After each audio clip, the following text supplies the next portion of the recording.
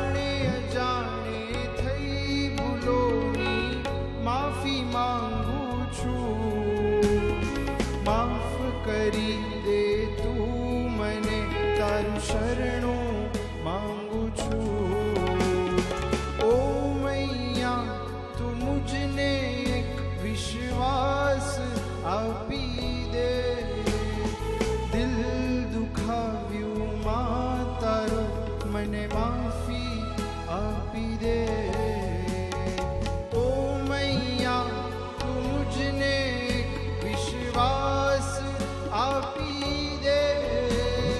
દિલ દુખાવ્યું માં તારું, મને માફી આપી દે.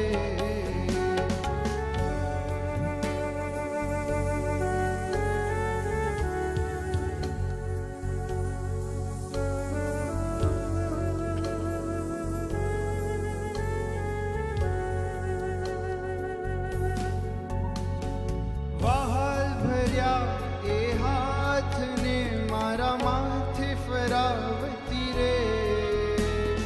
જિંદગી ભર મૈયા તું મુझ સાથ ને સાથે રે.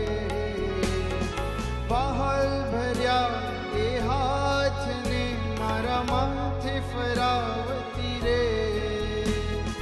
જિંદગી ભર મૈયા તું મુझ साथ न साथे रे.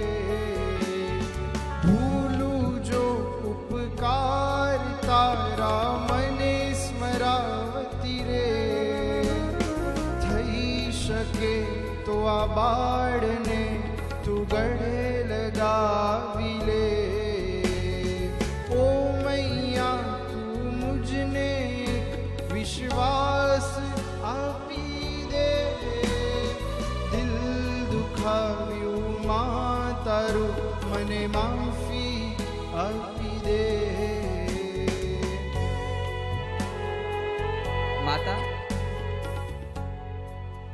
ઘણું સારું લાગી રહ્યું છે. તારો હાથ કેટલા વર્ષો પછી મારા માથે ફરી રહ્યો છે.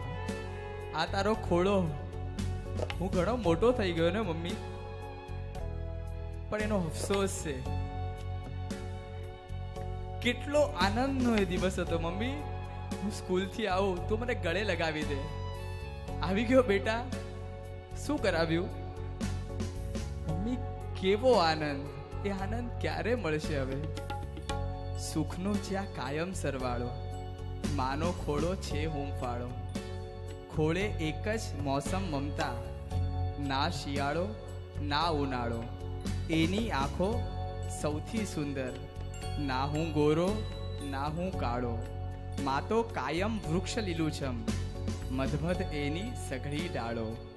માની છાતી માનો પાલવ, સ્વર્ગથી સુંદર એનો માળો. લુચ્ચા તોફાની ટૌકીને હેતે દેઠી મીઠી ગાળો. માએ આપ્યું મબલખ મબલખ, એનો ક્યાંથી મળવાનો તાળો. એનો ક્યાંથી મળવાનો તાળો.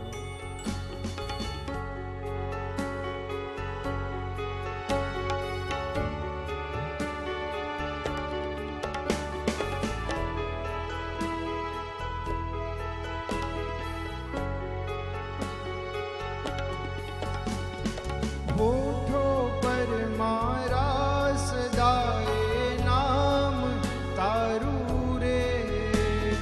તુજ હૃદયમાં હર હંમેશ સ્મરણ મારું રહે. હોઠો પર મારા સદાએ નામ તારું રે. તુજ હૃદયમાં હર હંમેશ સ્મરણ મારું રહે. તારા ઉપકારોનો બદલો શેથી હું વાળું. માતૃ પ્રેમથી તું મને માતૃપ્ત કરાવતી રે. ઓ મૈયા તું મુझને એક વિશ્વાસ આપી